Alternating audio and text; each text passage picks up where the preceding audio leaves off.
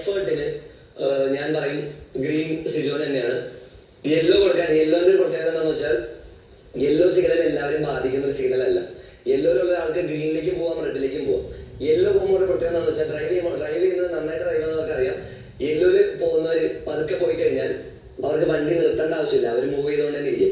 സിഗ്നലുകൾ മാറി മാറി വരും. നമ്മൾ അധികം സ്പീഡില്ലാതെ കറക്റ്റ് സ്റ്റഡി സ്പീഡിൽ പോയി കഴിഞ്ഞാൽ ഈ റെഡോ ഗ്രീനോ നമ്മൾ ബാധിക്കില്ല. യെല്ലോയിലുള്ളവർ കറക്റ്റ് അവരുടെ സ്പീഡ് മെയിൻറ്റെയിൻ ചെയ്ത് മുമ്പോട്ട് തന്നെ പോകും. അത് ഞാൻ ജാസ്മിനാണ് എനിക്ക് പറയാൻ താല്പര്യമുള്ളത്. കാരണം ജാസ്മിൻ വന്ന സമയത്ത് ഗ്രീനിന്റെ ഏറ്റവും അറ്റത്തായിരുന്നു. അതിന്റെ ഇടയ്ക്ക് കുറെ പ്രഷർ വന്നു കഴിഞ്ഞപ്പോൾ ഒന്ന് യെല്ലോ ആയി, പിന്നെ ഗ്രീൻ ആയി. ഇപ്പൊ പോയിക്കൊണ്ടിരിക്കുന്നത് യെല്ലോയിലാണ്. പക്ഷെ ഞാൻ ഇപ്പോഴും പറയും അത് അവളെ ബാധിച്ചിട്ടില്ല, ഗെയിമിനെ ബാധിച്ചിട്ടില്ല. അവളുടെ മനസ്സിനെ ഒരുപാട് തളർത്തിയിട്ടുണ്ടാവും, പക്ഷെ ഗെയിമിനെ ബാധിച്ചിട്ടില്ല. At the end of the day Jasmine is a very good gamer. ആ ഒരു സ്റ്റഡി സ്പീഡിൽ പോയി കഴിഞ്ഞാൽ സൂപ്പർ കാറാണ് ഓടിക്കണത്. അപ്പൊ എപ്പോ വേണമെങ്കിലും കയറാനും ഇറങ്ങാനുള്ള പരിപാടികളൊക്കെ ചെയ്യാൻ പറ്റും. അപ്പോ